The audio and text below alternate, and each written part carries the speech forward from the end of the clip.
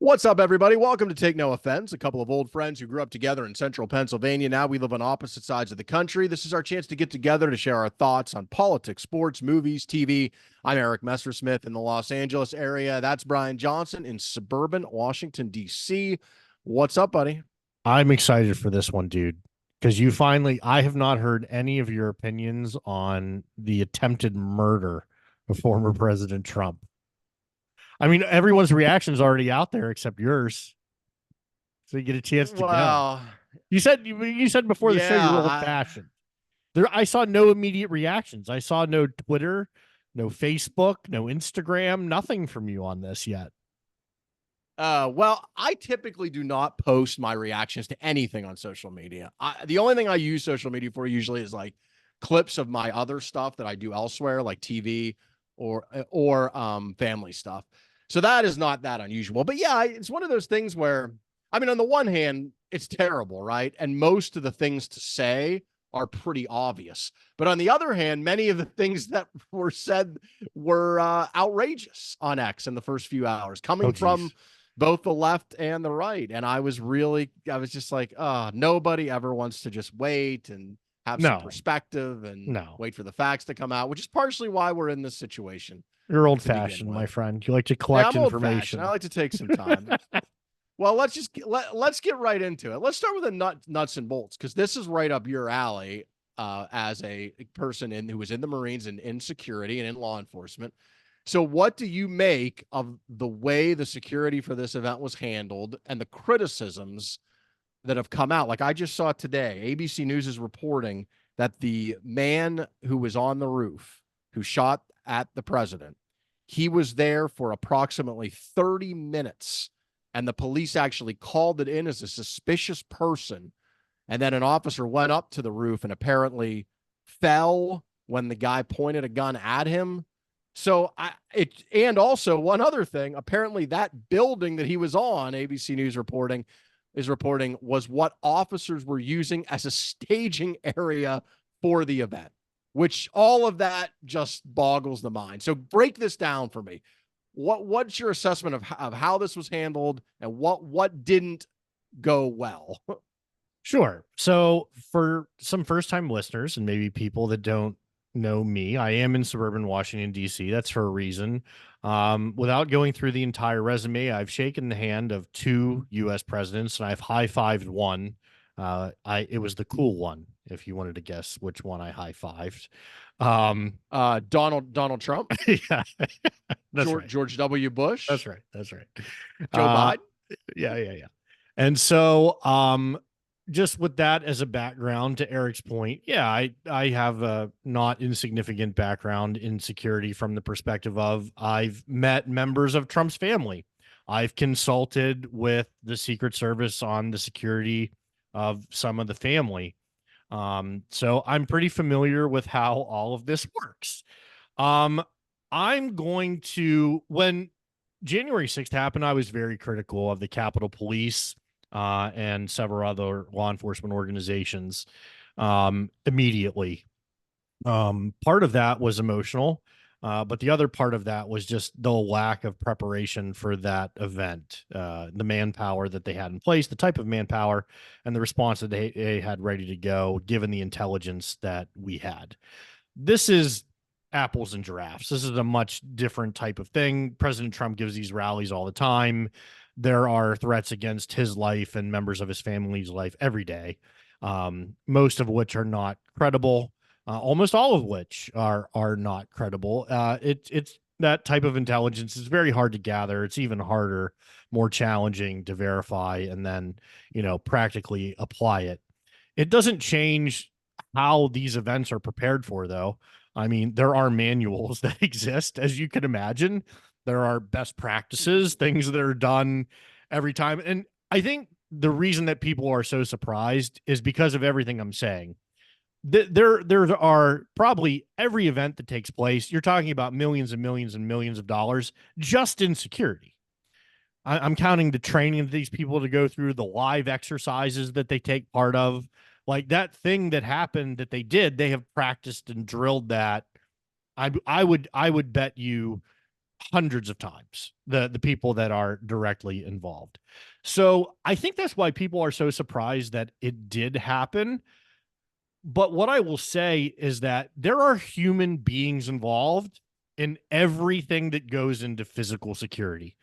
The single biggest risk factor in any security operation are human beings because they make a lot of mistakes. Mm-hmm. They just do. They miss things. They take things for granted. Like, it happens. Look, security professionals are going to make mistakes. The thing is when security professionals make mistakes in instances like these, people lose their lives. And someone did lose their life. Right. And Donald Trump almost did as well. Right. So how much of the blame goes to the Secret Service? Well, they're culpable. There's no doubt about it. But before I jump on the response of the Secret Service and the things that went wrong, this time I'm really going to wait for more information and more detailed reporting to come out.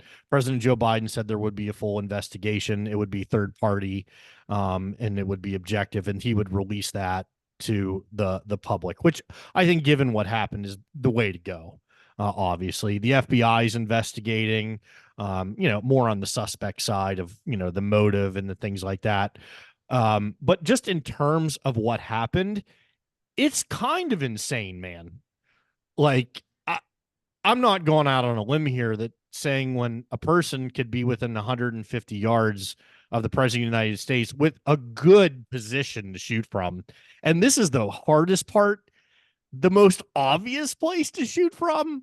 Like, if you look at the layout, like, you don't have to play a lot of, Call of Duty to go, hey, this would be a really good spot to set up and try and take a shot. I so think that's I know I'm saying something really obvious, but that surprises the heck out of me. And the fact that they did have snipers that were looking at this and they just missed the guy. I got to figure out how that happened. I've been part of exercises at Marine Corps Base Quantico as part of presidential security, where we noticed that part of the foliage was a different color, and we called it in and they responded in like 2 minutes.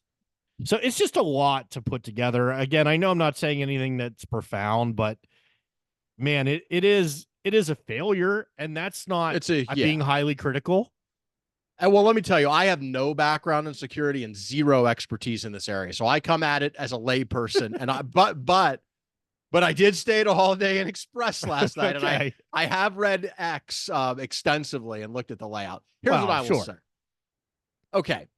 As you said, the fact that someone would make an attempt on the president's life, that is not surprising. And that is, as you know, in security, that's at some level unstoppable, right? We know this. We've seen presidents assassinated. A motivated person will find a way. Right. If you are motivated and you are willing to die, because in most instances, as this shooter found out, you will die. But if you are willing to trade your life for theirs and you can sneak past the outer perimeter, you can attempt these kinds of things. So I'm not shocked that there was an attempt. The thing that shocks me is the point you made is how they got in the perimeter. Particularly, this was outside of the perimeter. Right. But outside of the perimeter, the Secret Service had, but still, as you said, an easy shot with that caliber of a rifle. This isn't Midtown Manhattan. And it's not like it's an uncommon weapon. We're not talking about mortar rounds and grenade launchers that they came up with. This is an accessible firearm. Here's the thing. If you look at the layout from what I've seen of it, there weren't hundreds of buildings there. This wasn't Midtown Manhattan where you would, where the president was speaking with high rises all around him and you've had to go through, 100 floors and 35 buildings. There were like 10 buildings. Yeah, and they do that, by the way, for all of those events. Right. How do you not have people positioned on that roof, or at the very least have it swept and cleared so nobody could get up there before you go? Now, the answer, I think, and again, this is with zero expertise. This is reading the tea leaves based on what I'm seeing. And this could be totally wrong. I think the answer is the Secret Service weren't in charge of this. As you know, they Yeah. contract and not contract, they work with local and state police. And this Every was, as you event's like said, that, though. right. Every Everyone. event is like that. This was outside. This appears to me, and again, I could be wrong, that the Secret Service delegated this, for lack of a better term, to the police. The police were there. They were literally in the building. They were around the building. People were yelling at them. Hey, there's somebody up there. He was there, according to this ABC report, for 30 minutes. Yeah. So if we're saying, how did this fail? It failed because the officers in that area, who apparently were not Secret Service, who were local or state police, did not secure the roof of that building. And that is on That's them. why I'm saying it's interesting to me how the Secret Service missed it from their perspective. Yes.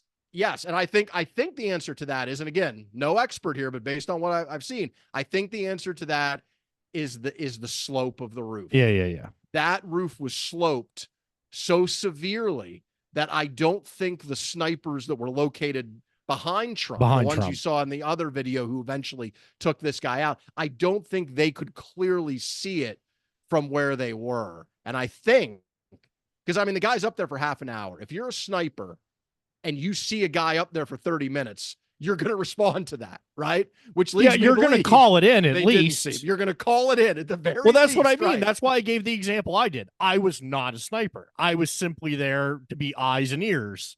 And, this is, 23 years ago. I was a young man at the time.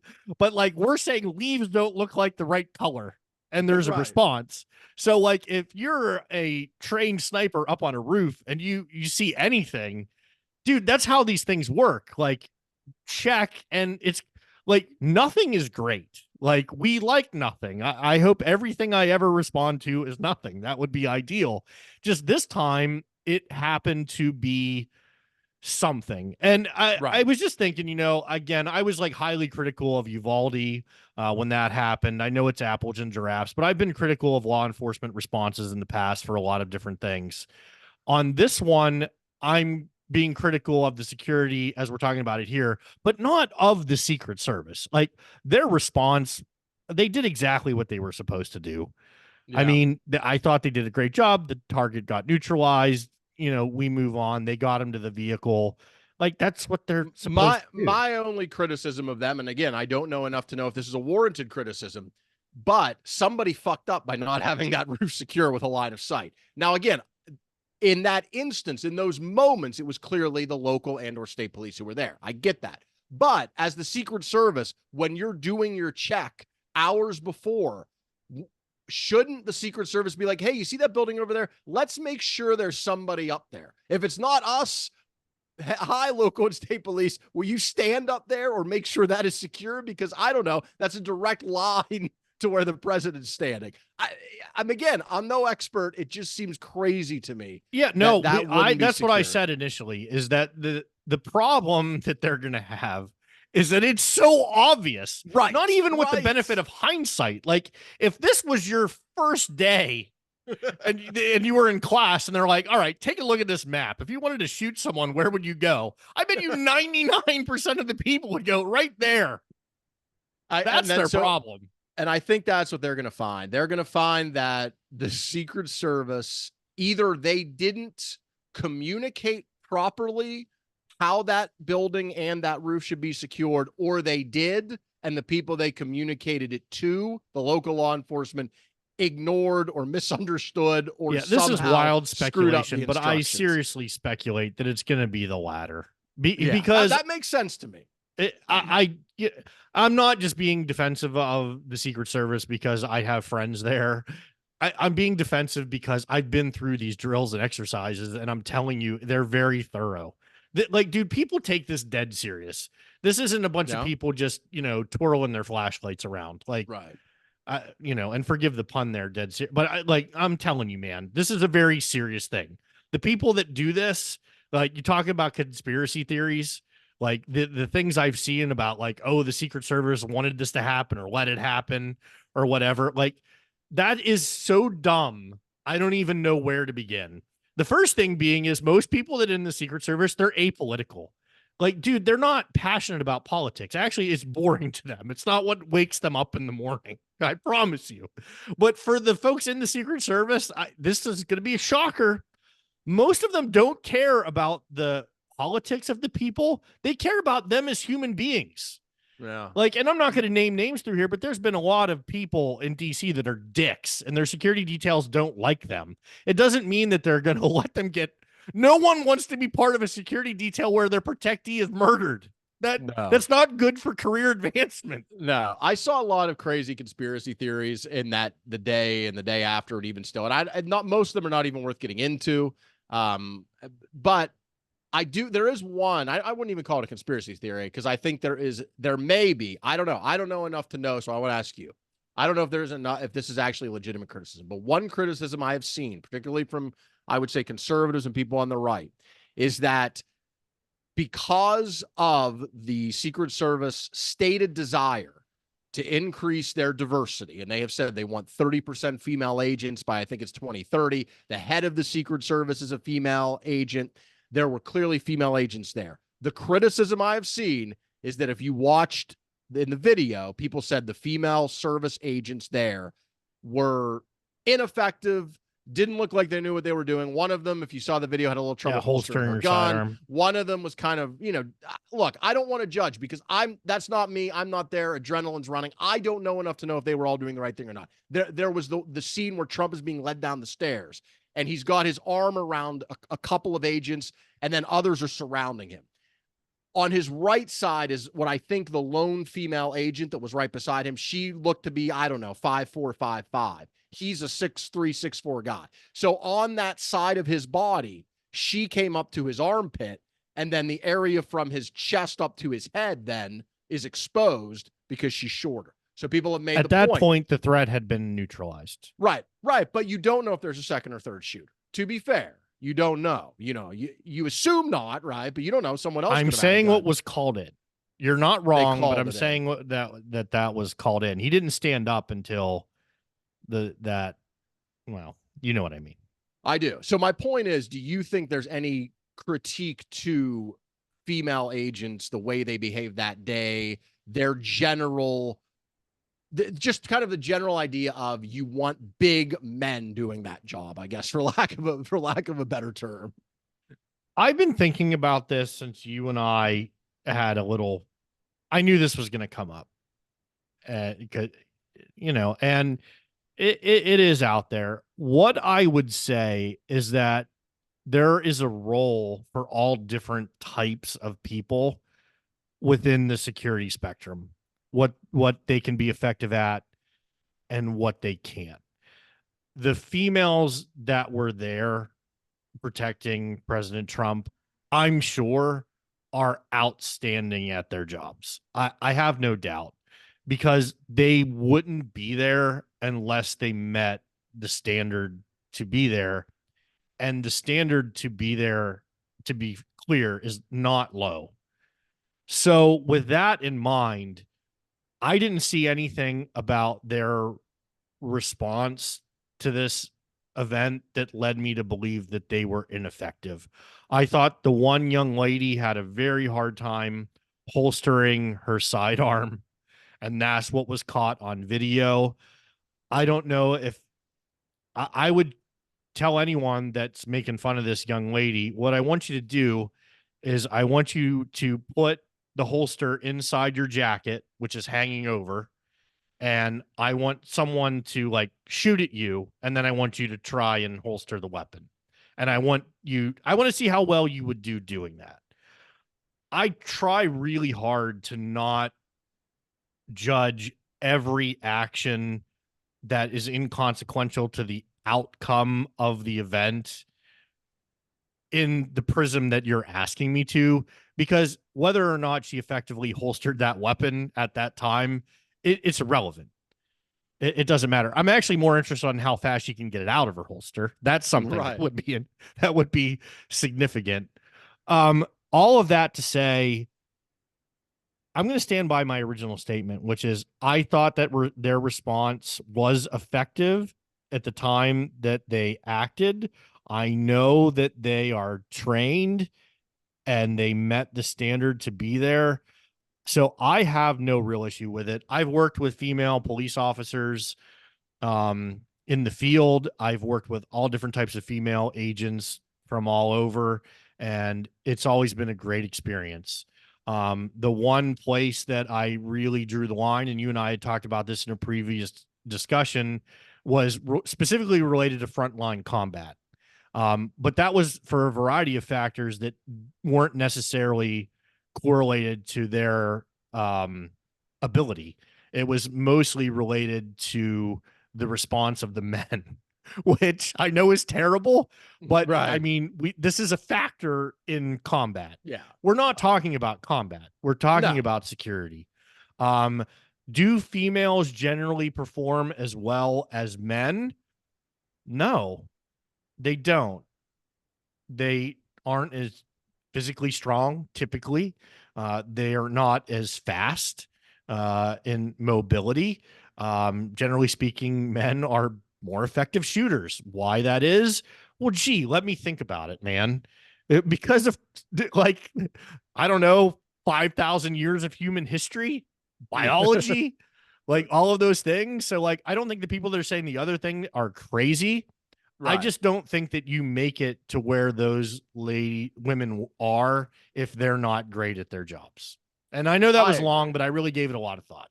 No, I think that's a great answer. And that's kind of where I came down. I was like, it's one thing to say there are certain roles within the security framework that it might make more sense to have a male than a female. I can buy that. I think that's fair. But it's quite another thing to me to look at an event that, I mean, from the time that bullet grazed his ear until he got in the car, it was 5 minutes. I mean, it was not a long period of time. It was less than 5 minutes. And to make massive judgments, like I see all these people now, they're breaking it down like, oh, there shouldn't be females in the Secret Service because of this 5 minutes of video of a chaotic situation where lots of people were doing lots of things. To me, that just seemed like piling on, especially by people who don't even know what the hell they're talking about. But not being able to holster a concealed weapon, like, okay. Right. Like that's as not, you said, it not didn't the end matter. of the world. Right. And it's certainly not disqualifying given those circumstances. And also, again, the people making these comments are, for the most part, not people who are in there in the trenches, let's say, right? These are people sitting I think that's home. why I take it so personally, because I've been involved in a lot of, let's say, high stress situations, and I didn't always act the best. I should have done things differently. Now, fortunately, I acted in a way that didn't get someone seriously injured or killed. And, after these events occur, trust me, they're going to break this down, man. There's going to be classes on this. There's going to be training. What are we going to do better? How are we going to improve?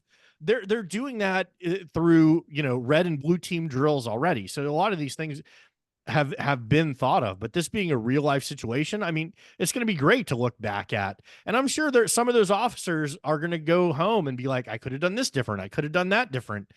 But people act to their training. That's what they do. If you're well trained, you're not consciously thinking. You're just actively doing what you've been trained to do. That's why, if you remember in Parkland, Florida, I was really defensive of some of those police officers because they were from I'm sure you remember this from our podcast. They were from a generation where they responded how they were trained originally. And now they had been through new training, but we're talking about 35 years of doing the same thing over and over and over and over again.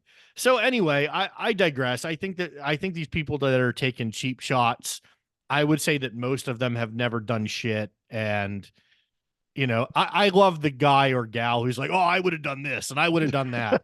Right. I've seen the toughest people you could ever meet shit their pants. So like, you don't know. No, I agree. All right, I wanted to start the security aspects because of your background. And also I do think those are very interesting questions, but let's tackle the bigger issue, even bigger issue now, which is what does this assassination attempt and nearly successful assassination of the former president and perhaps the future president and the Republican nominee for the presidential race this year, what does it say about the moment that we are in politically? I'm not ready to jump off a cliff like a lot of people quite yet. I think it's a sad commentary. Nothing profound there. I think culpability lies all around. There's plenty of blame to go around for what got us here. I don't think there's a need to go through the entire history of our, media, our political machines, the type of rhetoric that leads to this type of thing happening. I mean, that's water under the bridge. And what I mean by that is, I think if we sit a lot of time uh, or spend a lot of time sitting around blaming, different folks and whatever for this happening, I think that's a wasted exercise. I think a better exercise really would be like, how do we fix it? Um, so I'm just gonna cut myself off at the pat. I don't know. I think the toothpaste is out of the tube, my friend. I think this is what we are in for a while. Yeah, I do too. I think the moment we are in is dangerous. I don't want to Yeah, overstate it because we that's what have I a said. long I don't want to go time. crazy. Because look, I mean, we literally had a civil war in this country. We had the 60s were, I mean, you had a president assassinated. You had his brother who was about to potentially be a president assassinated. You had Martin Luther King assassinated. You had a war that was incredibly unpopular, riots in the streets. I mean, the 60s were crazy and we survived it. We got through it. Although I will say we do have social media now. And Yeah, that is, I think, one of the biggest driver of it's the accelerant. it's the accelerant of why we are here because of the social media companies, the algorithms, and the media silos we live in. And it just dehumanizes the other side. And look, people are defending. Well, how should I put this? People are saying I saw some Republicans. Many are saying. Saying I saw some Republicans right away, including J.D. Vance, who, if you didn't see, was named today as Trump's vice presidential candidate, the senator from Ohio, come out right away and blame Biden for this. Look, there is bad rhetoric on both sides. Everybody needs to step back. But Biden did not start this, okay? No. I mean, do we remember the Paul Pelosi situation where you had an act of political violence where someone broke into Nancy Pelosi's house? She wasn't home, but he had a hammer and he may have killed her if she was, and instead, hit Paul Pelosi over the head, causing tremendous damage to him. And then what happened? What did Trump and his son and many in the right do? They made fun of Paul Pelosi. They making jokes about this being like some kind of gay sex thing. It was unbelievable. And this was coming from Trump. So I can't, it just makes, I feel terrible this happened to Trump. It's a horrible thing for our country.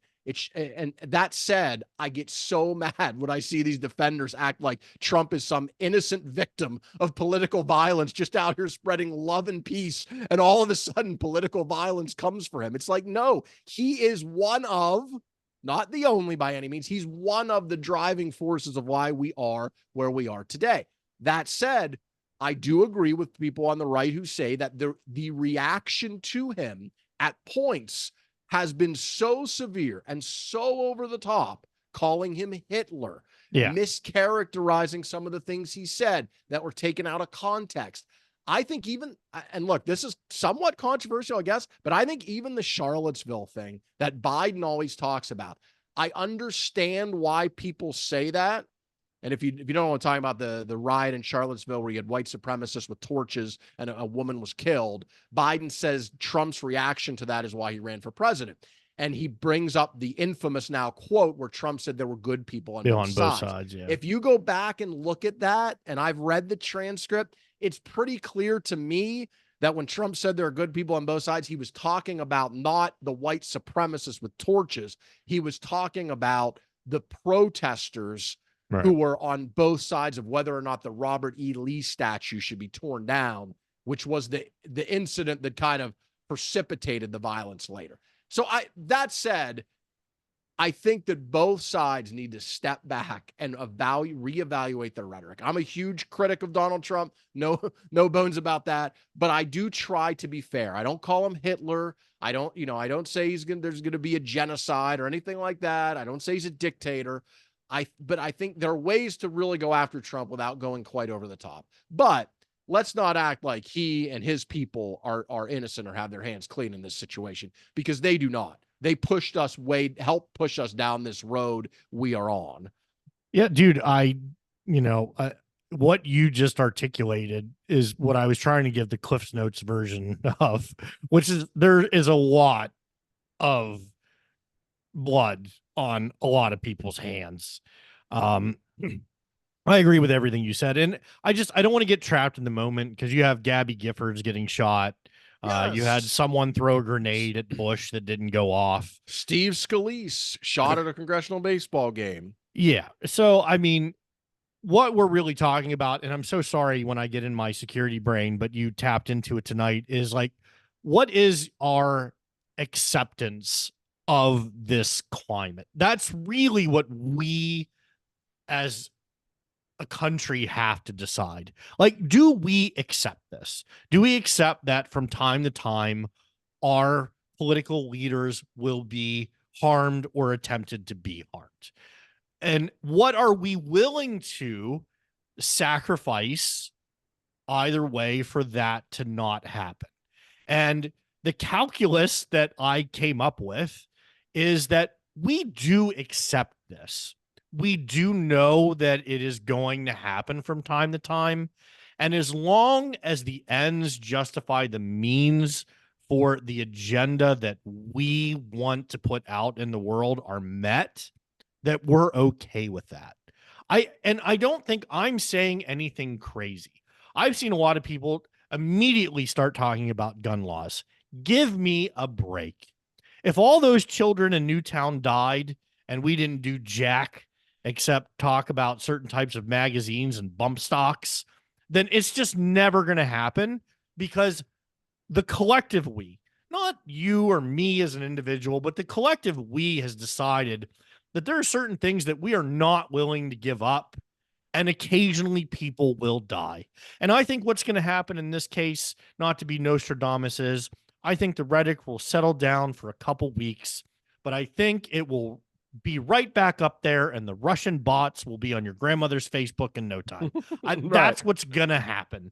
And I guess I'll just wrap up my little soliloquy here by saying that it doesn't mean I'm without hope. It just means I'm without hope for the moment based off my past experience. Yeah. Well, and this is one of those things where it's really all of us. Like, yes, obviously actors like Trump, Biden, high-ranking officials, they obviously have way more to say about this than you or I or the people listening to this now. But the thing that about social media is we all have that power. Yeah. Because that is where a lot of this is being driven, is Facebook for the olds, and then for, younger people, X. And so I think what we need to do is everybody just settle down and calm down. And is that a show? I've heard of that. That is a show. Check it out wherever you find podcasts and on YouTube. But everybody just take a breath and think about what you're saying, and at least try to see the other side. And let's try to be nuanced in your opinion. You're such a beautiful, sweet boy. I just feel like if this doesn't get us there, the one thing I will say though is for people who are talking about like us going down the road of civil war or something, I really don't think that's going to happen. I think we're too lazy. People are too fat and happy, man. That's what I'm saying. We're too lazy. Like, this isn't the 1850s and 60s. No, man. We've got cell phones. We've got Game of Thrones or House of Dragon. We got things to do. We've got a Manny Petty situation. Right. We've got our Uber Eats on the way. We can't be bothered to go out and get food. No. Nobody, I shouldn't say nobody. There are some like militia types, but the vast majority of people are never going to be interested. I literally don't care what happens. They're going to be like, oh no, I'm good. Right. No, dude, 99.85 whatever percent of people, if you're like, do you want to take up arms and go to war, are going to be like, you know what? I got stuff to do, man. Right. Remember, they didn't have, if they, in the 1850s and 60s, if they would have had air conditioning and large screen TVs and surround systems and like Uber Eats, I mean, the home run, there wouldn't have been, they would have figured it out. There wouldn't you know why, you know what supports your opinion the most? And I don't want to sound like, therapy here, but I've really been trying to reflect on how this assassination attempt makes me feel. And I'm not trying to be cheesy about it. And one of the feelings I had right away, which relates to what I was saying earlier, is, man, it's shocking how fast we went back to normal. There was an assassination attempt on Saturday evening, and Monday morning he's hitting golf balls. It's like, dude, nothing changes anymore. Like the impact of these things and the way that they impact our culture now is not what it used to be. No. Like, dude, people like texted each other. Like, I texted you, like, hey, did you see Trump was going to get shot? And we were like, yeah, that's crazy. And then I went to my son's tennis match the next day. Nothing stopped. Like, they didn't Right. cancel events. Like, I think if it would have actually hit him and he would be in serious condition, or God forbid, he would have been killed, I think it might have been a little bit different. But everyone was like, Oh, all yeah. right, we got Copa America, guys. So we got Right. stuff to do. All right, that's a good segue. This is a security themed episode. Oh, If people geez. didn't hear about the Copa America final, which featured Colombia and Argentina yesterday, it was in, it was in Miami, and this is a huge, soccer tournament for North and South America, and there were thousands of fans. They said around 7,000 potentially who broke into the stadium, overpowered the barricades. Some snuck in through the ventilation shafts. So there were so many people there that they were like lined up in the aisles on the concourses. They delay the start of the game for 90 minutes. There were people getting pushed over. Luckily, nobody, because we've seen at sporting events in other countries where there have been stampedes and people have been killed. Luckily, something like that didn't happen, but this was kind of the closest I've seen in America to that happening. What did you make of that? Again, as a security expert, Brian. Sure. So again, I'm not just saying this for sake of it. I do have some insight in this one. I have some former colleagues down that way, and this one is actually pretty simple. Hard Rock Stadium, and if I don't know if you probably do know this, but that is a whole. It's not just the stadium; it's a whole complex in Miami, and they host, F1 events. College football, obviously professional football. They have the Miami Open. Like, this venue for concerts all the time. Like, this venue is constantly being used for large events because, well, it's in Miami and it's nice there year round. And, so it's going to have a lot of things going on. The folks in Miami, whether it's on the police side or it's on the event staff that work for Hard Rock, this is not their first rodeo. They do this all the time. The interesting nugget that I found was that a lot goes into getting these soccer matches into your city because obviously they're revenue generated machines. So normally that security is run by Hard Rock. In this case, it was run by CONCACAF. It was like, bureaucratic, right? And they wanted to run this event the way that they wanted to run the event. And procedurally, the way that people enter and exit into that stadium, the type of security that they have in the parking lots, whether that's through contracted security or the Miami police, was very different for this event than it was for most events to take place there. And I think it was very poor planning on the part of CONCACAF and the folks there and the security team that led to this happening. You weren't supposed to be inside the stadium venue if you did not have a ticket for the game. Normally, they do enforce that with the local Miami Police Department. They decided not to do that, and it was insane, and people just showed up. And what happens is, and again, I feel like I'm explaining the most simplest thing in the world, but you're familiar with mob mentalities. Yes. And once, dude, it's 1,000 degrees out. The price of these tickets was crazy. To get into this game, I don't know if you know a lot about Miami, but they have a few Colombians there. It's not just Messi in the Argentina because he plays for, Miami, FC Miami. Argentina did have folks there too, but there's a huge Colombia population. People are coming from Colombia. To your point, this is a massive event. And I only point out the price of the tickets because you're paying thousands of dollars for tickets, and now you can't get in. There's long lines wrapped around the block. People that aren't supposed to be there and don't have tickets are going through the air vents to try and get in. It just got out of hand very, very quickly, and they did not have the ability to respond appropriately because they were not prepared. Right. The end. And also, I just saw this story.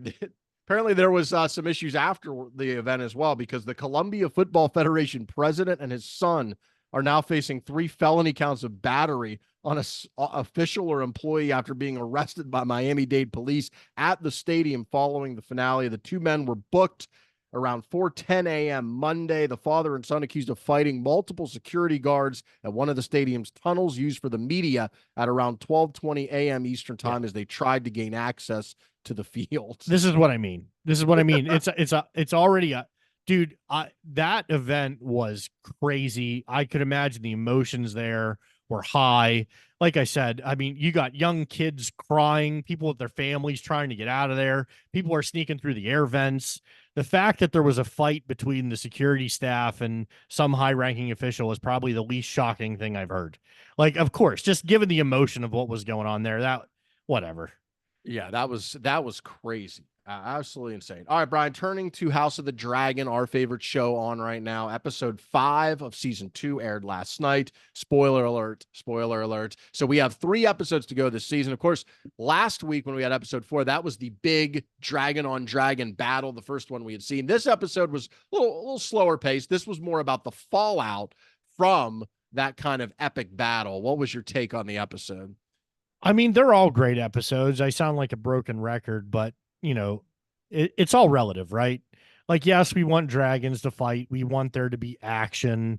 We want all of these things. And to your point, it was a bit slower in that way, but you still had phenomenal writing and acting and all the way through. I enjoyed the episode.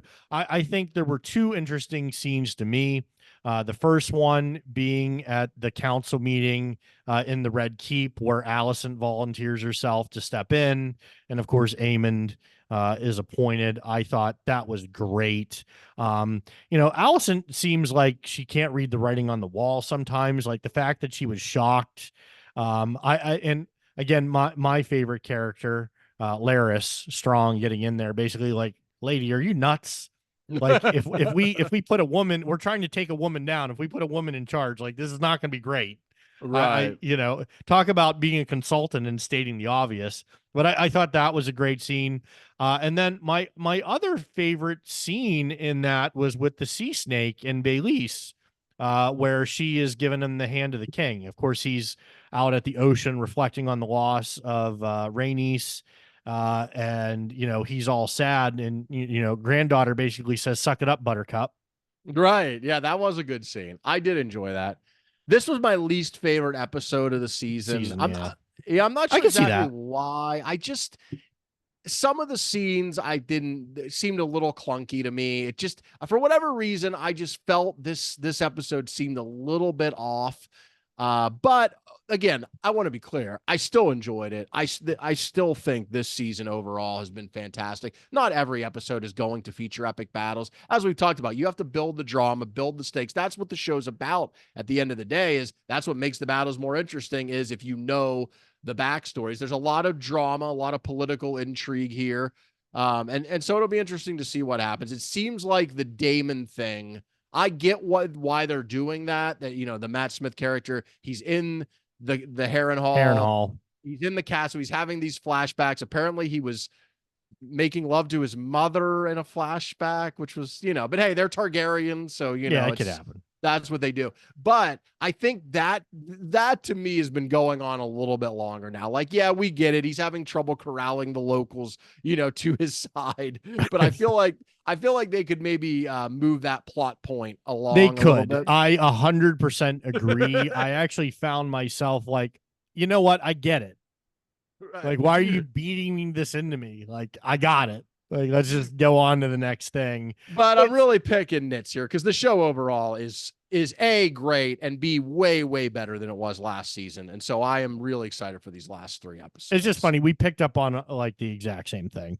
Because those were the scenes I probably enjoyed the least, and I really like Matt Smith. Right. I do too. Yeah. Great minds think alike, and so do ours. All right. I don't have any other reviews this week, Brian. That's all I got. You got anything else? Sure. The Boys season finale is on July 18th. I am officially caught up on it.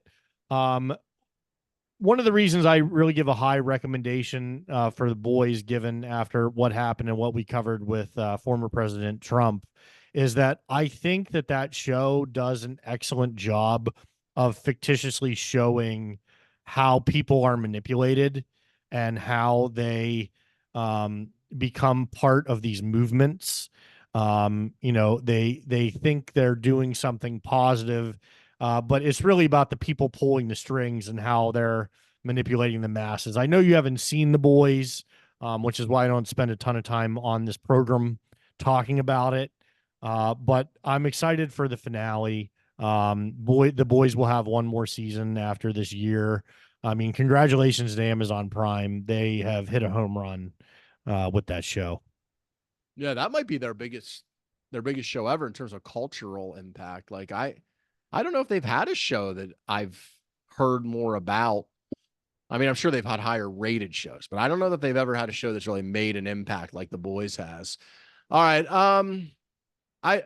There one other thing before we leave. I mentioned this briefly earlier that we're recording this on Monday night. Today is the first day of the Republican convention in Milwaukee, and J.D. Vance, the senator from Ohio, has been named as Trump's running mate. He is only that just came in? 39 years old. Yeah, it was earlier today. So Vance, Breaking news. he would be the second youngest vice president ever if Trump were to win. This was an interesting pick. I said on Everybody Settle Down, my other show last week, that I thought it would be Vance.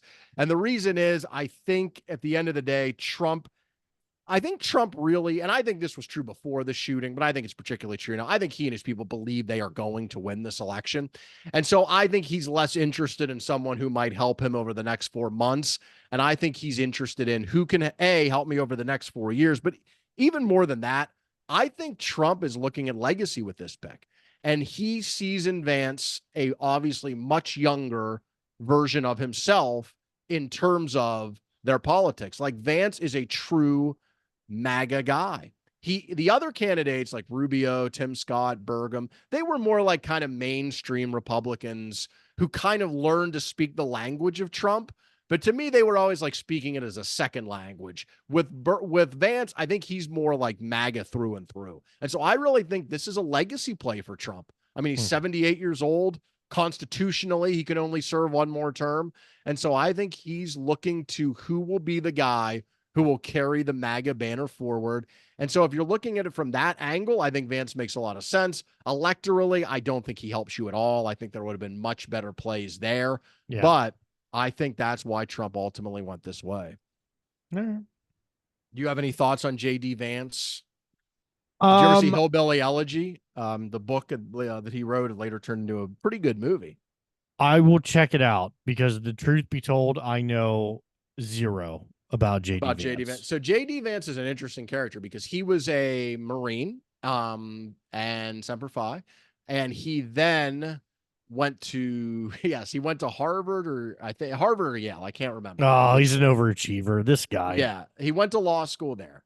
Then wrote this book called Hillbilly Elegy maybe 10 years ago, which was essentially the story of him growing up in rural Kentucky and Ohio with an alcoholic mother and people who were, though they call themselves hill people. That's what it's called, Hillbilly Elegy, about people who were, living that kind of life in poor Appalachia. And it became a massive best-selling book, turned into a movie where, I'm trying to think who the actress was now. Tom Hanks played, no, it was an actress who played his grandmother. You should check out the movie. She was nominated for an Oscar. Dame Judi Dench. It was Glenn Close. Of course, Glenn Close, who played his God, I would have got there eventually. She was nominated for an Oscar. She was phenomenal. The movie came out in 2020. Seriously, check it out. But anyway, he wrote the book. The movie's based on, was a big time anti-Trump guy. I mean, said awful things about Trump in 2016. And now, of course, it's changed. 2022. I mean, if you can get your name on the ticket, I don't know. But since he started running for politics, or for office, which was only 2 years ago, he ran for the Ohio Senate in 2022 and won. He's been kind of a diehard MAGA guy. So, yeah, J.D. Vance. I think Haley would have been a better pick in terms of if you're trying to win, but obviously that was never going to happen. I think Rubio maybe would have been a better pick if you're trying to win. Maybe Glenn Youngkin, if you want to try to put Virginia in play, the governor of Virginia, but it's Vance. And it's just so funny, man. When you talk about this, all I can think of is like Logan from Succession. And in this metaphor, that would be Donald Trump. And I imagine this J.D. Vance guy playing Boar on the floor. Like, is that Try- wrong? Did Trump just like using these people to amuse himself? Yeah. Yeah. I Yeah. wonder No, if I he don't had think to play that's right. bore on the floor. That's kind of, look, this is Trump. This is Trump's party. There's No, no doubt about that. Yeah, I didn't talk about it tonight that much, but I did just want to mention it as part of the show, was where the wherewithal that Trump had in that moment to tell them Yes. to stop, not just to get his shoes, but to stop and get that of him pumping his fist. Yes. Dude, that's gonna be in history books Oh, absolutely. in 200 years from now. I've Like, always said Trump has God, great his instincts. are incredible. His instincts for marketing and promotion, which Yes, is, I mean, look, that's yes, what marketing that and was. promotion. That's fair. In that moment, he has incredible instincts for that, and he just naturally knew what to do. I mean, to, you have to fire a up the Secret crowd. Service agent who can't holster their weapon, and he's like, "We need to get this Right. on film." It's You got unbelievable. it. It is unbelievable. You do have to give him credit for that, no doubt. All right, Brian, any other final thoughts before we get out of here? No, that was the big one, because I was blown away by that in the moment and then after the fact, because I definitely would not have had it. Like, Yeah. you know how it's all the tough guys we were talking about earlier, like, I would have done this and I would have done that. Like, I'm the guy who's always like, I would have pooped my pants and I would have ran away as fast as I could. Like, no, Trump gets on the ground, does exactly what they told him to do. And then, he gets up and he says, "All right, wait, I need my shoes. I need my shoes. Yeah. Those were expensive. Got to get those back." He didn't say that. But then he's like, "Hold on, wait a minute."